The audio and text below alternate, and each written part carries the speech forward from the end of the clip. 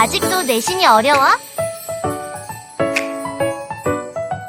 내신은 역시 더국어 논술학원입니다. 자, 이제 망포고등학교 문학 파트 같이 들어왔습니다. 익숙한 시가 보여요. 앞에 화면에 보니까 가실이라고 하는 우리 이미 초등학교 때는 안 배우죠? 우리 중학교 때부터 계속 이제 익숙하게 봐왔었던 가실이라는 작품이 이렇게 앞에 나와 있네요. 일단 이 작품 들어가기 전에 고전문학 개관부터 짤막하게 정리를 해봅시다. 쌤이 이번 방학 내내 고전 운문문학 관해가지고 줄줄이 그 형식적 특징에 대해서 이야기를 했었잖아. 간략하게만 정리를 할게, 얘들아. 고전문학, 이제 신라시대를 기점으로 신라 이전에 이제 신라 때부터 이제 통일신라 때까지, 신라가 1000년의 역사잖아요. 신라시대 이전에 쓰여진 문학 작품을 이제 고대가요라고 이야기를 하죠. 고대가요도 있고 한시도 있고, 그쵸? 신라시대 다음에 고려예요. 그쵸? 후삼국을 통일했었던 고려가 있고, 그리고 나서 이제 고려가 만국으로 치닫으면서 조선까지 시기를 잘 봐봐. 고려가 918년부터 1392년까지, 그리고 1392년부터 1894년까지 이제 우리가 고전 문학이라고 이야기를 해보고 있단 말이죠. 자, 그런데 신라시대 때 주로 이제 향유되었었던 문학작품의 갈래를 떠올리면 향가 아니면 뭐였어? 향가 아니면 한시였었지. 그쵸? 향가 아니면 한시였었단 말이에요. 자, 그리고 고려시대 때는요, 고려가요. 고려가요가 있고, 또 뭐 경기체가도 있고, 한시도 있고, 경기체가도 있고, 한시도 있고, 네, 한시는 여기 써놨으니까 지금 형식적 특징만 얘기할 거니까 이거 빼고, 자, 조선시대 때는요, 빼놓을 수 없죠. 시조입니다. 시조 있었고, 가사문학이 있었고, 가사문학의 백미로 꼽히는 이 송미인곡이 여러분들 시험 범위 아니겠습니까? 그쵸? 요렇게 이제 딱딱딱딱 갈래별로 나누어 놨어요. 향가와 한시. 선생님, 향가랑 한시의 차이는 무엇인가요? 둘 다 한자는 한자인데, 향가는 향찰표기로 쓰여진 작품이야. 향찰표기는 한자의 음과 뜻을 빌려서 우리말의 어법에 맞게끔 바꾸어가지고 쓴 게 향찰표기거든요. 한시는요, 한자 그대로 썼기 때문에 한시가 되겠습니다. 그리고 고려가요는 가요죠. 이 구비전승됐었던 구비문학입니다. 입에서 입으로 전해져 내려온다. 그리고 경기체가는 반복되는 이 문체가 있어. 뭐야? 경기? 요 부분이 이제 반복된다라는 거. 시조가 쓰여지게 되고, 그리고 가사가 쓰여지게 되고, 시조문학 같은 경우에는요, 고려시대 때부터 쓰여지긴 했어요. 고려시대 때 쓰여지긴 했어요. 신흥 4대부에 의해서. 하지만 이제 많은 사람들이 향유하고 이제 주로 쓰여졌던 시기, 주된 향유 시기로 봤을 때는 조선시대다라고 보는 것이죠. 처음으로 쓰여진 거 아니에요. 헷갈리지 마시고요. 자, 그러면 갈래별 특징 같이 한번 들어가 볼게요. 신라시대 때 이제 쓰여졌었던 한시부터 해보자. 자, 한시는 다섯 글자로 된 한시인지 아니면 7글자로 된 한시인지에 따라 가지고 우리가 좀 다르게 구분해 줄 수가 있어. 한자가 만약에 5글자다 그러면 5원, 한자가 7글자다 7원. 그리고 행수도 되게 중요해. 소위 줄이라고 하죠. 그죠? 한 줄, 두 줄, 세 줄. 우리 이거 행이라고 표현하잖아요. 행이 4행이거나 8행이거나 아니면 12행 이상이거나, 그것도 아니면은 형식이 없어. 형식이 없이 자유롭게 쓰여진 자유로운 형태의 자유시인 경우에는 뭐라고 불렀냐면 4행이면은요 절구. 그래서 한자가 5글자씩 4줄이 있는 거야. 그러면 5원 절구라고 부르고요. 7글자씩 8행이 있다. 7원 율시라고 했습니다. 7원 율시. 그리고 12행 이상이면은 뭐라 그래요? 배율이라고 불렀었던 것이죠. 만약에 형식이 없어서 자유롭게 쓰여졌다? 그럼 우리가 이것을 고시라고 해요. 대표적인 이제 고시, 7원 고시는요, 우리 이제 최초이자 마지막으로 남아있는 이제 발해의 한시, 발해문학, 야청도의성이라는 작품이 있습니다. 자, 요렇게 형식으로 나눠주는데, 우리 한시는 지금까지 배워보지 않았잖아요. 그쵸? 그러니까 한시 패스. 자, 그럼 향가 한번 보자. 향가도 마찬가지로 줄수에 따라가지고 나누어 줄 수 있단 말이야. 여러분들은 향가가 짧으면 짧을수록 좋겠죠? 그래서 사구체이기만을 간절히 바랄 거예요. 하지만 고등학교 1학년 친구들은요, 모두 대동단결. 뭐가 나와요? 19체 향가. 그 제망매가가 여러분들 1학기 기말고사 시험 범위에 들어갔었잖아요. 그쵸? 아, 기억난다. 맞아. 출판사를 다 떠나가지고 고1 친구들은 무조건 19체 향가, 제망매가를 배우게 됩니다. 그리고 향가가 특히 이제 좀 외부 작품으로도 한두 개씩 나왔을 때 제망매가 하면은 또 나오는 친구들 있단 말이야. 향가가 신라시대 때만 쓰여진 게 아니야. 물론 신라시대에서 고려 전기로 이렇게 오게 되면서 점점 쇠퇴하긴 했지만요. 고려시대 때 쓰여졌었던 이 향가체의 고려 가요들도 있다라는 거. 19체 향가가 가장 이제 줄수가 많죠. 그와 같이 이제 좀 가장 정제되고 세련된 이 형식이 19체 향가입니다. 우리는 이것을 다른 말로 사내가라고도 표현을 하는데요. 19체 향가의 특징이 있어요. 형식적 특징 두 가지가 있습니다. 첫 번째는요. 일단 줄수를 따진다 그랬잖아. 10줄이 있어. 하나, 둘, 셋, 넷, 다섯, 여섯, 일곱, 여덟, 아홉, 열. 이렇게 10줄이 있는데 내용상 3단 구성이 돼야 된단 말이야. 그래서 내용상 3단 구성으로 나누어줘요. 그래서 가장 처음에서는 이렇게 4줄, 그럼 중간도 4줄, 그럼 끝에는 2줄, 아니면 5줄, 3줄, 2줄, 아니면 3줄, 5줄, 2줄. 어라? 어디는 고정이야? 2줄은 고정이네. 우리가 이거 뭐라 그래요? 낙구라고 이야기를 해줍니다. 아시겠죠? 뭐 여기를 이제 기, 서, 결로 나눈다고 했을 때 기는 3이나 서가 오거나 결이 이어도 좋고 5거나 3이나 이어도 좋고 4거나 이어도 좋지만 결은 항상 우리가 몇 줄로 고정을 해놓자? 2줄로 고정을 해놓자 라고 이야기를 하는 거야. 자, 내용상 이제 3단 구성이 되어 있어야 됩니다. 그런데 이제 낙구는 2행으로 고정 해 놓아야 된다라는 거. 그리고 두 번째는 낙구의 첫 머리는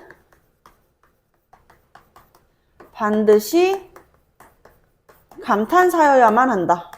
아으, 어고저 등등의 감탄사를 사용해야 된다.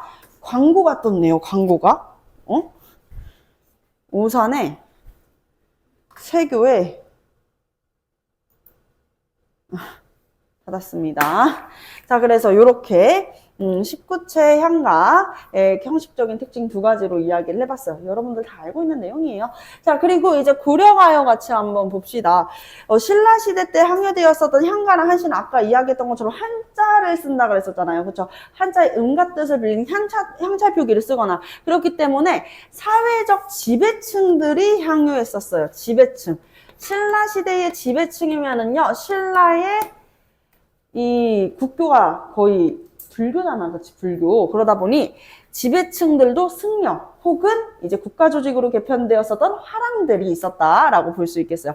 아, 지배층이 향유했었던 문학의 갈래구나. 자, 고려가요는요, 다릅니다. 고려가요는 향유했었던 이 계층들이 주로 누구야? 평민이야. 평민. 그래서 평민들의 솔직한 이 정서가 잘 녹아내려져 있습니다.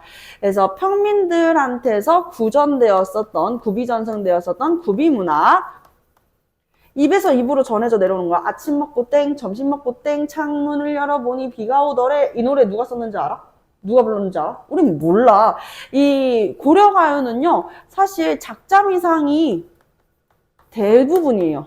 물론 아닌 것도 있습니다. 대표적으로는 이제 19채 향가의 특징을 가지고 온 고려가요, 이제 정과정, 정서의 정과정, 정서라는 인물이 이제 지었다라고 하는데, 그 외에는요, 대부분 작가 미상이에요. 누가 뭐 처음으로 만들어가지고 불렀는지 알 수가 없습니다.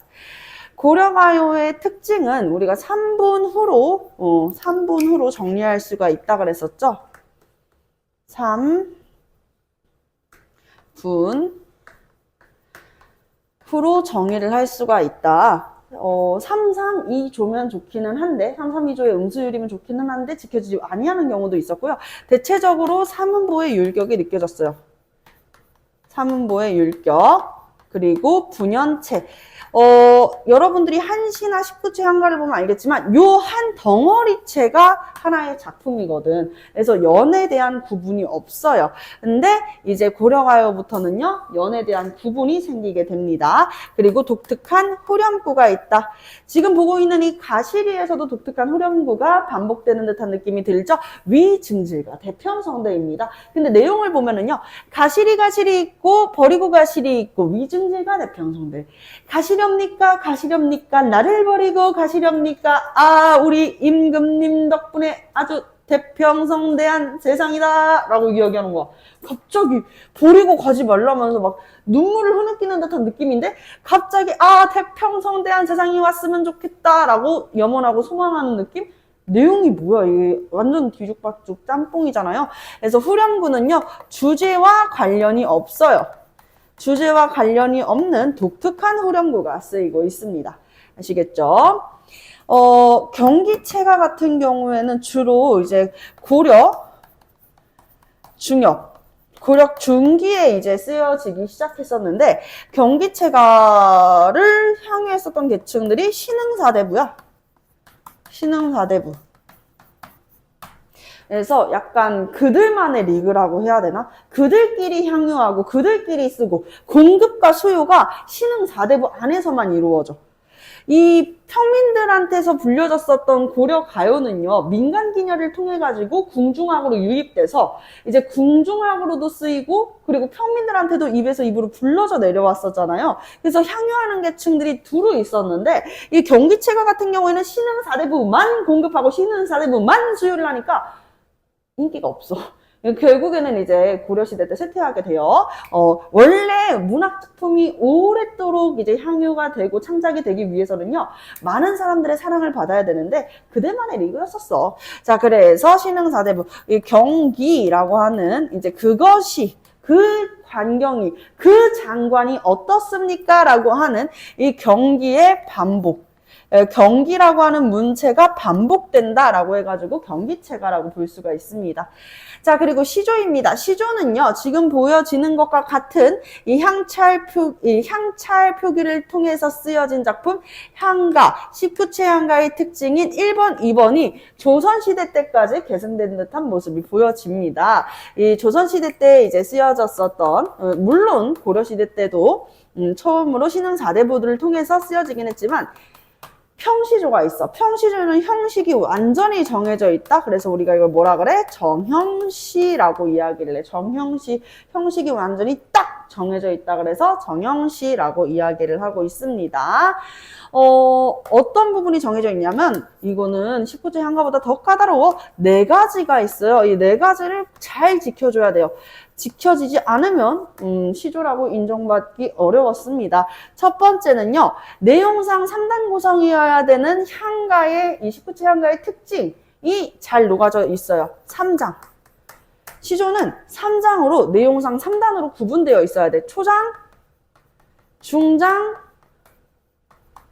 종장 해가지고 3장으로 구분되어 있어야 되고, 3장, 욕구, 45자 내외여야 한다는 이 형식상의 특징이 있습니다. 두 번째는요, 두 번째는 3장 6구 45자 내외 3, 4조 혹은 이제 4, 4조의 음수율, 글자 수가 3글자, 4글자거나 4글자, 4글자여야 된다. 이런들 어떠하며? 저런들 어떠하리. 이렇게 이런들 3글자, 어떠하며 4글자. 이런 식으로 글자 수 정해놓고요. 자음보의 음보율이 느껴져야 됩니다. 자음보의 음이율. 이런들 어떠하며 저런들 어떠하리. 자음보잖아요. 그쵸? 네 번째는요. 여기 낙구의 첫머리는 반드시 감탄사여야 된다는 19체 향가의 특징이 이어지는 듯한 모습. 뭐예요? 종장의 첫 머리는 반드시 감탄사 아니에요. 세 글자예요. 세 글자로 고정을 해야 된다 라고 하는 특징이에요. 감탄사로 헷갈리시면 안 돼요. 자, 그래서 세 글자 고정 이렇게 보여지고 있어요. 자, 그리고 이 평시조를 주로 향유했었던 계층들은 아까 이야기한 대로 주로 신흥 4대부들이 이제 조선시대로 가게 되면 뭐가 돼요? 선비, 양반이 되잖아요. 양반. 그치? 그래서 사회적 지배층이었던 양반들이 주로 향유를 했었지. 그런데 이제 조선 후기와 전기를 나누는 가운데 그 사건을 우리가 뭐라 그래? 임진왜란? 그쵸? 양난이라고 하죠. 1592년에 일어났었던 임진왜란과 그리고 17세기에 일어났었던 이 병자호란으로 백성들의 삶이 더 힘들어진단 말이야. 그러니까 백성들도 할 말이 많다 이거야. 우리 평민들도 할 말이 많으니까 좀 들어보세 해가지고 나의 사설 좀 들어보. 사설시조가 향유되었었다라고 볼 수가 있겠네요. 사설시조는 지배층, 양반이 썼던 평시조랑은 또 좀 달라요. 나의 이런 이야기까지 하나하나 다 좀 들어보지 않을래? 내용이 훨씬 더 길어집니다. 특히 어디가 길어질까? 중장이 많이 길어져요. 자, 그래서 사설시조는 평민층, 피지배 계층이었었던 평민들을 위주로 향유되었었고 그들이 주된 작가층이었다. 평민인지 양반인지 어떻게 알아요? 마찬가지예요. 작자미상이죠. 이름이 없어요. 작자미상. 평민들의 미의식을 느낄 수 있습니다. 조선시대 평민들의 주된 미의식은 뭐라고? 골개미, 해학은 필수, 풍자는 선택. 자, 그래서 사설시조의 특징은 요거. 그러니까 19체 향가의 특징만 가지고 와. 왜냐면 45자 대회를 지켜주기에는 평민들 할 말이 너무 많거든. 내용이 길어졌잖아요. 그래서 첫 번째는요. 내용상 3단 구성. 초장, 중장, 종장의 형식은 지킵니다. 그리고 길어지면 거의 이제 초장이랑 중장만 길어져요. 초장을 안 건드리는 경우도 있는데요. 중장이 일단 확실히 길어져요. 그리고 두 번째는요. 종장의 첫머리는 세 글자. 종장의 첫머리는 세 글자라고 하는 이 특징을 계속 지키면서 이 시조로서의 아이덴티티를 가지고 있는 게 평민들의 이 사설시조가 되겠습니다. 아시겠죠? 그런데 양반들은 선생님 그럼 길게 이야기하고 싶을 때가 없어요? 양반들도 길게 이야기하고 싶을 때가 있죠. 왜 없겠어? 그치? 양반들이 길게 이야기하고 싶을 땐 뭘 찾아요? 가사를 찾았습니다. 그래서 우리가 알고 있는 이 송미인곡, 학교에서 진도 다 나갔죠, 송미인곡. 그쵸? 송미인곡도 보면은 엄청 길어. 처음에 살짝 뭐야? 약간 요 느낌 들잖아. 그쵸? 가사 문학들 주로 이렇게 어떻게 된다? 이 양반들이 길게 쓰고 싶으면은 썼었다라고 볼 수 있는 거야. 정철 엄청 길죠? 3인곡도 깁니다. 자, 그래서 가사는 요 특징을 가지고 와요.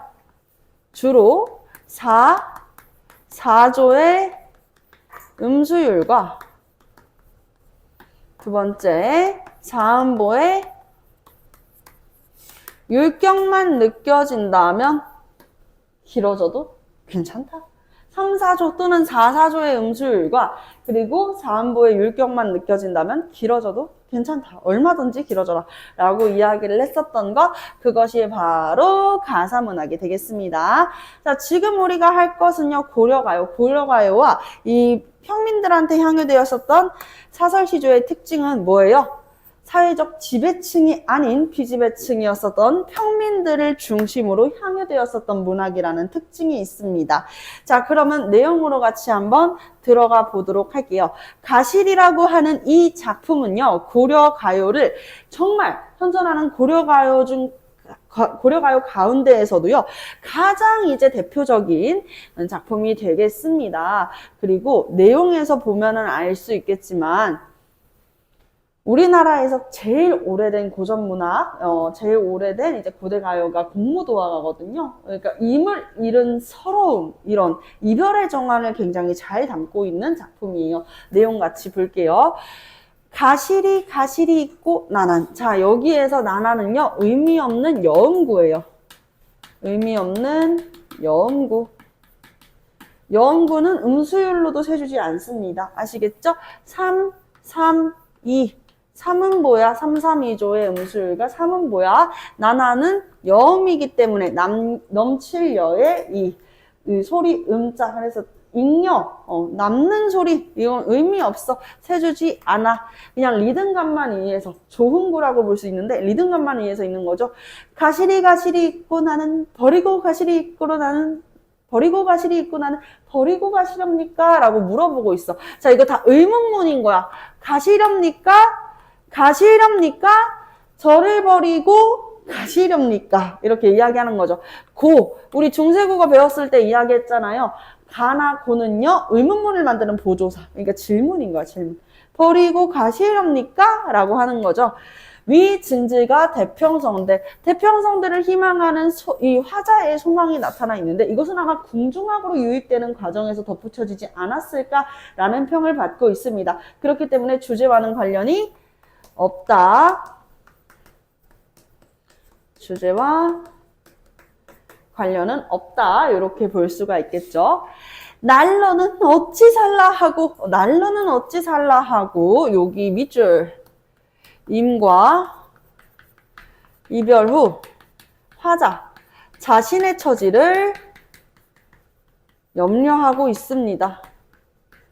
저 당신 없으면 죽어요. 근데 헤어지면 저 어떡해요? 이렇게 이야기하는 거. 자신의 처지, 헤어진 이별 후에 자신의 처지를 어떻게 하는 거예요? 염려하는 것이라고 볼 수 있겠죠. 버리고 가시렵니까? 나난. 지금 뭐 되고 있네? 버리고 가시렵니까? 나난이 반복되고 있어. 당연히 이제 임께서는 간다고 하니까 이별의 상황인데, 화자는 지금 원치 않는 이별을 하는 거야. 본인의 의사랑 관련 없는, 본인이 하고 싶으면 계속 만나고 싶은데 의사에 반하는 이별을 하는 상황인 거지. 나를 버리고 가시렵니까? 임에 대한 원망도 나타나 있어요. 원망을 고조시킨다. 반복을 통해서. 원망을 고조시킨다 라고 볼 수 있겠죠? 반복을 통한 원망고조. 위 증제가 대평성대. 이제는 이 후렴구가 크게 의미가 없을 것 같아. 일단 주제와 관련이 없고 후렴구가 있으니까 좋은 점이 있기는 해요. 뭐야? 리듬감을 형성해줘. 리듬감 형성. 그리고 균형감. 시어의 균형감이 느껴진다. 시 자체의 균형감을 준다. 어떻게 균형감을 주는 거냐면, 후렴구가 나오면 다음 절로 넘어가는 거잖아. 그래서 연을 구분하는 역할까지 해주고 있으니까 균형감까지 갖추게 되는 것이죠. 그쵸? 자, 그래서 세 번째 볼게요. 잡사와 두얼이 만나나. 잡사와는 잡고 싶어. 붙들어 두고 싶지만은, 잡아두고 싶지만은, 당신을 잡고 싶지만 어떻게요? 두렵대. 왜? 리을 쉐라. 이거 우리 매주 테스트 봤었던 내용에 있었잖아요. 리을 쉐라. 이거 뭐예요? 뭐뭐 할까? 두렵다야. 뭐뭐 할까? 두렵다. 그러면 내용을 해석하면, 서운하면 아니올세라. 서운하면 오지 않으실까봐. 서운하면 오지 않으실까봐 두렵습니다. 우리 화자는 이별을 원치 않는 상황이잖아. 이것도 운문문학이니까 얘들아, 화자의 상황을 먼저 캐치를 해줘야 돼. 화자의 상황. 이별을 하고 있는데 이 이별을 화자가 원했냐 원치 않았냐야. 원치 않았어. 원치 않았다는 것은 화자의 의사, 하고 싶은 대로 할 수가 없는 상황. 화자의 의사에 반대되는 이별이라는 거야. 그쵸? 그래서 화자는 더 억울하고 슬프고, 그쵸? 억울하고 슬프고, 원망스럽고, 이렇게 볼 수 있겠죠.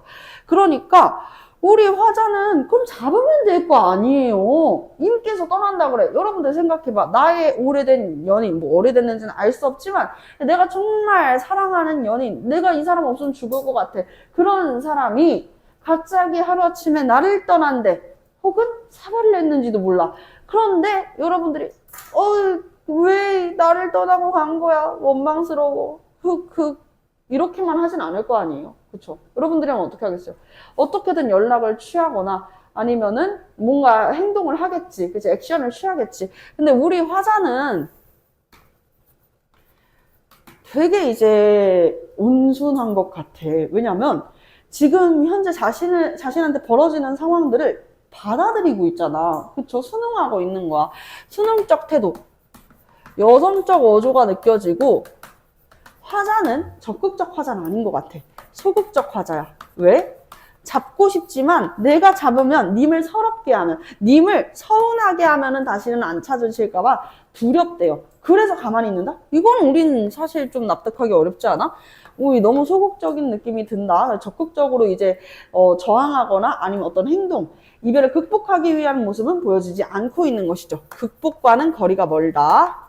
아시겠죠? 자, 그래서 서운하면 아니올까 두렵다. 여기에서 또 무엇을 이야기하고 있냐면 임을 보내는 이유에 대해서 이야기하고 있는 거야. 임을 보내는 이유, 보내주는 이유. 왜 이별을 하니? 너가 잡으면 되잖아. 잡지 못하는 이유가 뭐니? 내가 잡으면, 내가 서운하게 하면 임께서 영영 다시 안 오실까 봐래. 그렇구나. 자, 그 다음 볼게요. 서로님 보내옵나니 나난. 서로님, 서로는 서러운인데 이게 의미가 두 가지 의미로 해석될 수가 있어요. 중의적 표현이라고 하죠. 첫 번째로는 뭘로 해석할 수 있냐? 이별을 서러워하는 임. 그러니까 임도 사실 이별하고 싶지 않았던 거야. 임도 이제 이별을 서러워하고 있는 거야. 이렇게 해석할 수 있고, 두 번째는요. 나를 서럽게 하는 임이라고도 볼 수 있습니다. 나를 서럽게 하는 임이라고도 볼 수가 있겠습니다. 아시겠죠? 주로 우리 해석은 어떻게 해요? 이렇게 많이 하죠. 그쵸? 나를 서럽게 하는 임으로 많이 생각하고 있습니다. 자, 나를 서럽게 하는 님을 보내옵노니 가시는 듯 돌아오소서. 자, 우리 화자는 본인이 뭔가 적극적으로 행동하지 않아요. 다만 화자는 이 이별의 상황을요 받아들입니다. 받아들이면서 어떻게 하는 거야? 임께서 돌아오기를 간절히 소망하는 것.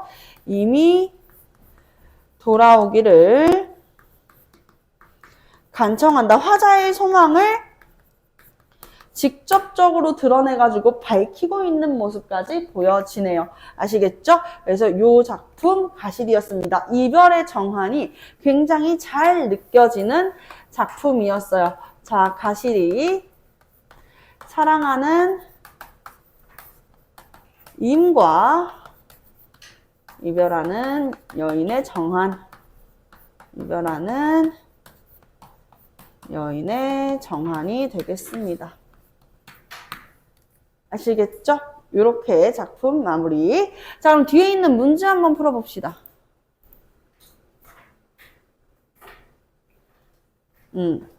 다들 푸셨잖아요. 답 바로 맞춰봐도 되겠죠? 그쵸? 혹시 아직 못 맞춘, 아직 안 풀어본 친구들은 잠깐 영상 멈추고 풀어보시면 되고요. 자, 윗글에 대한 이해로 적절하지 않은 것은 사만보의 정형적 율격. 그렇지. 3분 후가 뭐라 그랬어? 고려가요의 정해진 형식, 정형화된 율격이라 그랬었죠? 요거 맞네요. 명령형 어미를 통해서. 얘들아, 명령형 어미. 우리 지난 시간에 어미 배웠었을 때 이야기를 했잖아요. 감탄형 어미, 청유형 어미. 자, 명령형 어미는 뭐예요? 뭐뭐 어라, 뭐뭐 알아. 뭐뭐 어라, 뭐뭐 알아, 라라라 이렇게 끝난단 말이야.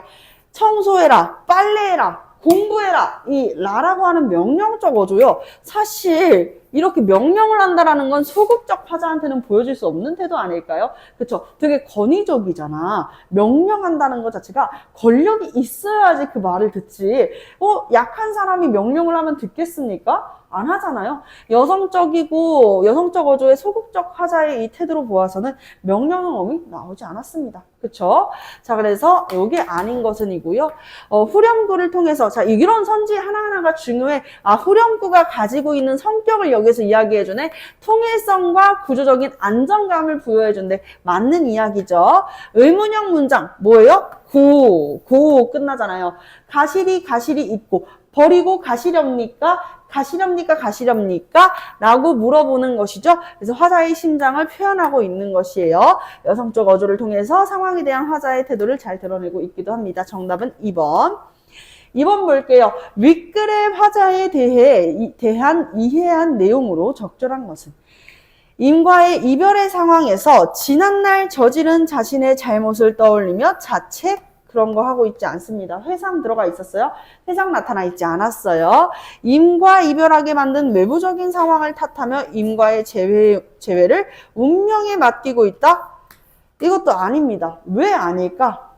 외부적 상황을 탓하며 임과의 재회를 운명에 탓하고 있다. 이것도 왜 아니야? 왜 이별했는지 안 나와, 이 작품에서. 우리는 화자가 이야기해줘야만 알 수 있는데 화자가 이런 내용은 이야기해주지 않았어요. 자, 3번. 이별한 후 자신의 상황에 대해서 염려해서 뭐라 그래서? 날 너는 어찌 살라 하고 라고 이야기했잖아. 당신 없으면 나 죽는데 나 어떻게 살아가라고. 이거 뭐예요? 이별 후에 자신이 난 당신 없으면 죽어. 나 어떡할 거야? 이렇게 이야기하는 염려. 맞습니다. 임에 대한 원망의 마음 드러낸다. 정답 3번이죠. 그쵸? 이별을 받아들일 수 없다고 토로하며 임과 제어하기 위한 방법을 강구하고 있군. 아니요. 임과 제어하기 위한 방법을 강구한다라는 건 되게 적극적인 행동이죠. 네, 그런 적극적인 태도는 느껴지지 않았어요. 5번. 임과 이별하는 상황에서 상실감을 느끼지만 어쩔 수 없는 일이라고 여기면서 극복하고 있군. 극복하지 않습니다. 아시겠죠? 극복 아닙니다. 그럼 뭐예요, 선생님? 그냥 이 이별의 상황을 받아들이는 거예요? 그러면서 더불어 이미 돌아오기를 소망하고 있는 모습이죠. 오케이? 자, 이제 세 번째 한번 볼게요. 세 번째를 보니까 여기에 이제 새로운 시가 한 편이 나와 있어요. 새로운 시. 요게 이제 여러분들 내신에도 같이 들어가는 그 김소월의 진달래꽃이 되겠습니다. 진달래꽃. 일단 제목에 초점을 맞춰봐. 제목을 보면 진달래꽃이잖아요. 선생님이 방학 때 계절감을 나타내는 시요. 계절감을 나타내는 시어 할 때 봄이라고 하는 계절감을 나타내는 시어가 있다 그랬어. 봄이라는 계절감을 나타내는 시어. 동풍. 동쪽에서 불어오는 바람. 겨울에서 봄이 되는 바람을 동풍으로 많이 표현한다 라고도 이야기를 했었고요.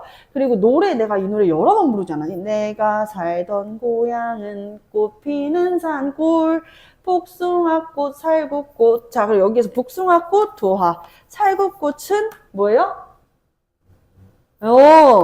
횡화. 근데 이화도 됩니다. 이화도 되죠. 그쵸? 복숭아꽃, 살구꽃 할 때 이 도화가 복숭아꽃인데 복숭아꽃은 계절감만을 나타내는 게 아니죠. 그쵸? 주된 키워드는 무엇? 자연예찬 키워드에서도 등장할 수 있다 그랬어. 왜? 복숭아꽃이 갖고 있는 이미지가 뭐야? 선계, 신선이 사는 세계의 이미지를 가지고 있죠. 무릉의 이미지를 가지고 있습니다. 무릉도원. 그래서 자연 친화 키워드에서도 충분히 등장할 수 있어요. 행화는요, 살구꽃, 이화는 백꽃이 됩니다. 아시겠죠? 백꽃이 하얀 꽃이잖아요. 그렇기 때문에 흰색의 색채적 이미지까지 가지고 있다라고 볼 수가 있는 것입니다. 자, 그런데 선생님 그 노래 다음에 복숭아꽃, 살구꽃 그 노래 다음에 아기 진달래 아닌가요? 아기 진달래잖아. 그치? 아기 진달래. 오, 진달래다, 진달래. 맞아. 진달래꽃도 봄에 피는 꽃은 맞습니다. 하지만 계절감을 나타내는 시어에 선생님이 쓰지는 않았어요. 그 이유가 무엇이냐면 진달래꽃을 한자로 하면은 두견화야. 두견화가 가지고 있는 이미지는요, 우리 이 한민족의 고유적인 정서라고 할 수 있는 한의 정서입니다. 한이 뭐야? 한스러움. 이 한스러움이 뭐야? 슬프고 답답하고 이런 마음이잖아. 슬프고 답답하고 터져버릴 듯한 막 그런 막 화도 났다가 원망도스럽다가 아무것도 못해가지고 무력도 했다가 이런 한의 정서 어쩔 때 느끼는 거죠? 내가 하고 싶은 게 있어. 나의 의지와 반대로 상황이 흘러갈 때, 그럴 때, 난 아무것도 할 수 없을 때, 그럴 때 한의 정서를 느낄 수 있다고 하는 것이죠. 대표적으로는요, 이 두견화, 막 엄청 슬픈 새가 있어. 접동새야. 울음소리가 매우 슬퍼서 이 접동새를 또 뭐라고 불렀냐면 두견새라고도 불렀어. 두견새. 그래서 고전문학에서 접동새 들어가 있으면 이거는 이꼴 한이란다 이런 이야기 많이 하셨을 거야. 이 두견새도 다른 말로 이제 또 뭐라고 부르냐면 귀촉도라고도 불러요. 서정주의 귀촉도 선생님이랑 수업했었거든요. 귀촉도가 뭐야? 사실 이게 좀 빗대어가지고 표현한 거긴 한데 위나라, 총나라, 오나라 삼국시대 있죠. 중국 삼국시대에서 이 총나라는 어떻게 됐어? 망했잖아요. 물론 위나라, 총나라, 오나라가 다 망했지만 총나라 망했잖아. 그래서 총나라로 돌아오지 못하는 그런 슬픈 정서를 빗대어가지고 접동새에 빗대서 귀촉도라고 불렀었다는 거야. 그래서 접동새, 다 같은 말이야. 두견새, 귀촉도 이런 것들도 다 한의 정서를 다루고 있다는 것이죠. 언제 내가 하고 싶은 의지대로 반대로 흘러갈 때가 있겠어요. 물론 나라를 잃은 슬픔에서도 그럴 수 있겠지만요. 이별, 나는 임을 떠나보낼 준비가 되어 있지 않은데 임께서 나를 떠났을 때 나는 이것을 받아들여야만 할 때, 이럴 때 이제 느낄 수 있는 이별의 정한이 될 수가 있겠습니다. 이거 말고도 또 하나 더 있어요. 삼춘하류? 삼춘하류. 봄춘의 꽃화, 이제 버드나무 U자를 써가지고 삼춘하류까지 이렇게 계절감을 나타내는 시어도 있다라고 볼 수 있겠죠. 제목 캐치해가지고 보니까, 한의 정서가 조금 나타날 수 있겠네. 근데 왜 진달래꽃일까? 같이 한번 볼게요. 나 보기가 역겨워. 나가 누구야? 나는 화자예요. 화자가 너무나도 보기 싫어서, 역겹다라는 것은 보기 싫어서, 나를 보기 싫어서 떠나가실 때는, 때에는 이잖아요. 때에는, 떠나가신 게 아니라 때에는야, 이별의 상황을 가정하는 것입니다. 이별의 상황을 가정하고 있는 것이야. 말없이 고이 보내드리오리다. 말없이 고이 보내드리오리다. 뭔가 되게 얌전하고 순정적인 어조가 나타나잖아. 화자가 어떻게 하는 거야? 이 이별을 받아들이고 체념한 듯한 태도가 나타나 있는 것이에요. 말없이 고이 보내드리겠습니다. 라고 이야기하는 거. 이것은 이제 이별을 묵묵하게 받아들이면서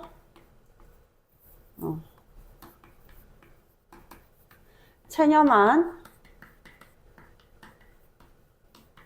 화자의 태도를 나타내는 것이다 라고 볼 수도 있겠고요. 영변의 약산 진달래꽃, 이 영변이 실지명이죠. 평안북도의 지명입니다.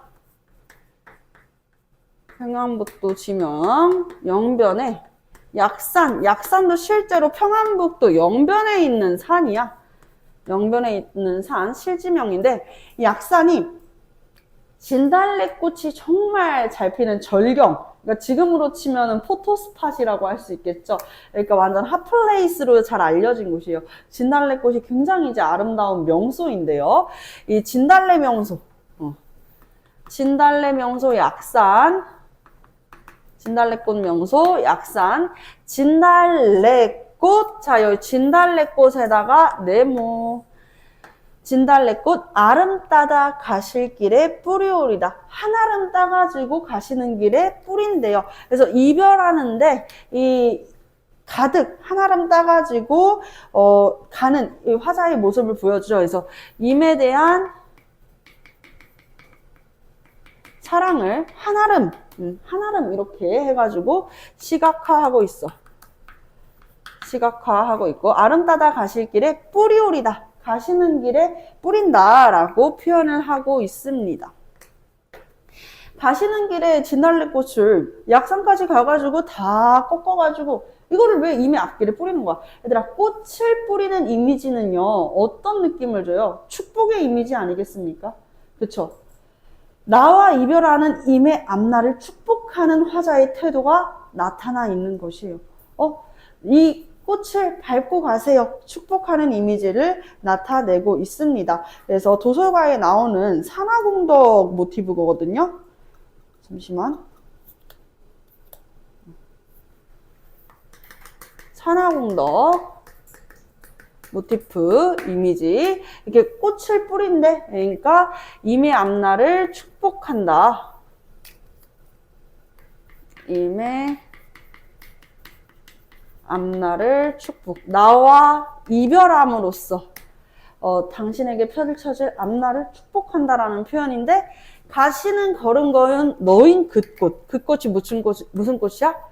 그렇지, 진달래꽃이죠. 그 꽃을 사뿐히 사뿐히 지려밟고 가시옵소서. 자, 사뿐은 뭐예요? 가볍게죠. 가볍게 지려밟다라는 것은 뭐야? 지져밟다라는 거야. 우리 지져밟다. 왜, 우리 생각해봐. 벌레가 이렇게 지나가는데, 뭘 벌레를 그렇게 잡으면은 안 되겠지만, 벌레 막 이렇게 발로 턱턱 잡는 친구들 있잖아요. 발로 이렇게 턱 잡을 때, 꼭 한 번씩 이렇게 지디기잖아. 이렇게 지그재그로. 그치? 그런 것처럼 사뿐히 지려밟는다? 이건 앞뒤가 맞지 않거든요. 사뿐은 가볍게야. 근데 가볍게 지려밟고 갖는다? 좀 역설적이죠. 여기에 대한 평가는 좀 갈립니다. 역설이다 아니다로 이야기를 좀 나누는데, 이것을 이제 역설법이라고 많이들 선생님들이 설명을 해줘요. 가볍게 지려밟는다? 이건 사실 불가능하다 해가지고 역설. 그러니까 지려밟는다라는 것 자체가 그러니까 진달래꽃이 화자의 분신 같은 것이거든. 화자의 분신. 임에 대한 화자의 엄청난 이 사랑과 헌신적인 태도를 지려서 밟고 가시라고 이야기를 하는 것이니까요. 자, 그래서 사뿐히 지려밟고 가시옵소서 해서 자기 희생하는 모습입니다. 자기 희생을 통해 이별의 슬픔을 승화하고 있다. 여기서 포인트, 자기 희생 되겠습니다. 자기 희생. 스스로를 밟고, 제가 이 진달래꽃, 당신 앞길에 뿌려진 진달래꽃이니 밟고 가라 라고 이야기를 하는 것이니까요.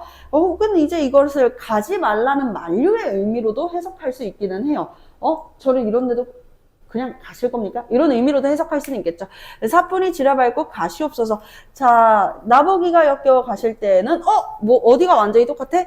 시작과 끝이 완전히 똑같아. 그래서 기, 승, 전, 결에서 기와 결의 이 형식이 상응, 일치한다 라고 해가지고 우리가 이 작품은 머리와 머리수, 꼬리미, 꼬리가 일치한다, 수미상관 구조다 라고 볼 수가 있겠어요. 이 수미상관 구조인 것은 당연한 것이고요. 수미상관을 통해 가지고 우리가 알 수 있는 것은 무엇일까요? 일단 첫 번째는요, 화자의 의지를 강조해 줍니다. 의지의 강조. 당신을 곱게 보내드리고 나는 죽어도 아니 눈물을 흘리겠다. 눈물을 흘리지 아니하겠다. 라고 하는 의지를 이렇게 강조해 주고요. 그리고 형태적인 안정감을 주기도 합니다. 형태적 안정감. 앞에서 가시리에서는요, 이 안정감이 어디에서 느껴졌어요? 수미상관으로? 아니죠. 후렴구에서 느껴졌었죠. 그쵸? 나보기가 역겨워 가실 때에는 죽어도 아니 눈물 흘리오리다 라고 이야기를 하고 있잖아요. 죽어도 눈물 흘리지 않는다. 요거는 이제 또 두 가지로 해석이 가능하거든. 첫 번째는요, 나를 떠나는 임에 대한 배려인 거야. 떠나보내는 임에 대한 배려. 왜냐면 내가 막 울며 불며 붙잡으면은 임도 슬플 거 아니야? 배려라고 이해할 수 있고, 두 번째는요, 반어법이죠, 반어. 당신과의 이별이 너무나도 하고 싶지 않고 슬픈 우리 화자는 눈물을 아마 펑펑 쏟겠죠. 하지만 쏟지 않는다라고 이야기를 하는 반어적 표현이 될 수도 있을 것입니다. 자, 그래서 이 작품에서 진달래꽃은 화자의 충만한 사랑을 느끼게 해줍니다. 누구에 대한? 임에 대한, 자신을 떠나가는 임에 대한 사랑을 잘 나타내고 있어요. 그래서 화자의 어떤 사랑? 그냥 사랑이 아니다. 헌신적인 사랑이야. 헌신적인 사랑. 자기 희생적인 면모가 나타나잖아. 나를 들여밟고 가세요 라고 이야기하잖아요. 헌신적인 사랑과 더불어가지고 나를 그럼에도 들여밟고 가시는 임에 대한 원망이라고도 볼 수가 있겠죠. 그쵸? 자, 그리고 이제 임에 대한 원망적인 어조도 나타낼 수 있겠고요. 화자의 분신과도 같은 존재입니다. 화자의 분신과 같은 존재. 분신이 된다. 그래서 이 진달래꽃이라는 자연물 자체가 그냥 감각적인 자연물이 아니라 이제 화자의 희생을 통해 가지고 승화된 이별의 정환을 느낄 수가 있다라는 거야. 화자의 숭고한 희생으로 인해서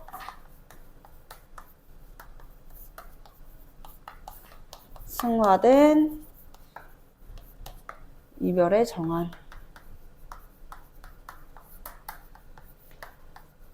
그래서 임을 보내드리면서 죽어도 눈물을 흘리지 아니하겠다라고 하는 다짐을 이야기하고 있는 것이죠. 그래서 당신이 내가 보기 싫어서 떠나가실 때 나는 당신을 보내드리고 당신의 앞날을 축복할 것입니다 라고 하는 의지를 반복하고 있어요. 그래서 오리다, 오리다가 계속 반복되고 있잖아.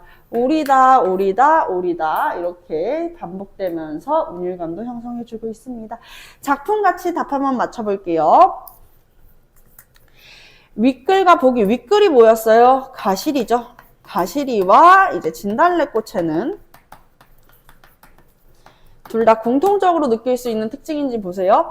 자신의 뜻대로 행동하지 않고, 자신의 뜻이 뭐야? 이별하지 않는 것이겠죠. 그쵸? 이별하지 않는 행동대로 하지 않고 누구의 뜻? 임의 뜻을 따르는 화자의 모습? 맞습니다. 그쵸? 이별을 받아들이는 태도. 두 화자 모두 이별을 받아들이고 있어요.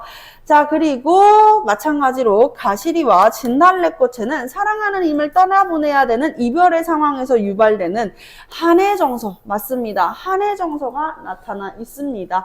이별의 정한, 정서, 한을 나타내고 있는 것이죠.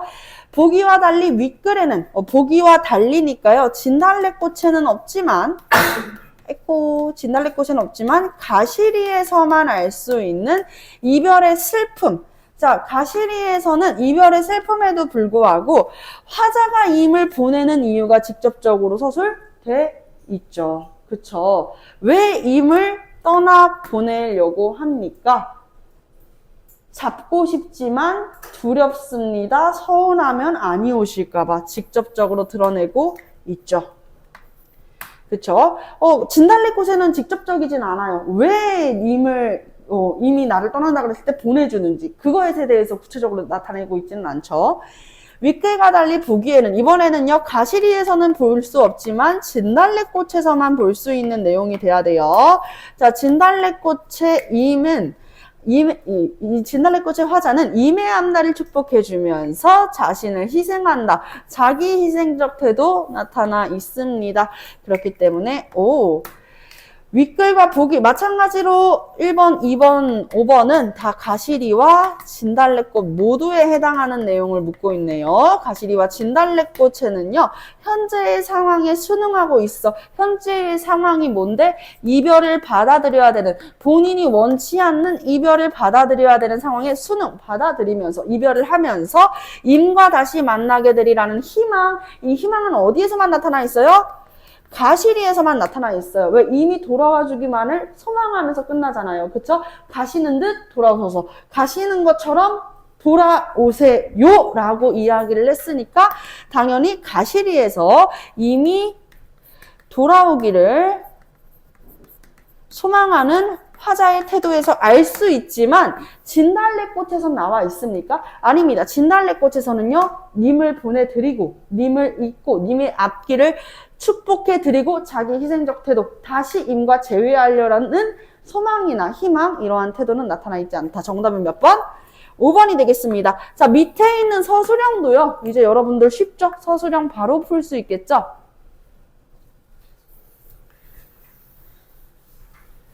윗글에서 전체적인 주제와 어울리지 않는 구절을 찾아보고 이 구절이 어떠한 내용을 담고 있는지 서술하시오 라고 하고 있어요. 뭐예요? 위, 증절과 태평성대. 태평성대한 세상을 희망하고 소망하는 화자의 태도가 나타나 있어. 근데 이별이랑 태평성대랑 무슨 관련이 있어? 아마 궁중암으로 유입되는 과정에서 이 독특한 흐름구가 붙지 않았을까라고 추측해 볼 수 있다라고 말씀드렸습니다. 네, 여기까지 해가지고요. 진달래꽃이랑 그리고 가시리 같이 한번 나가 보았습니다.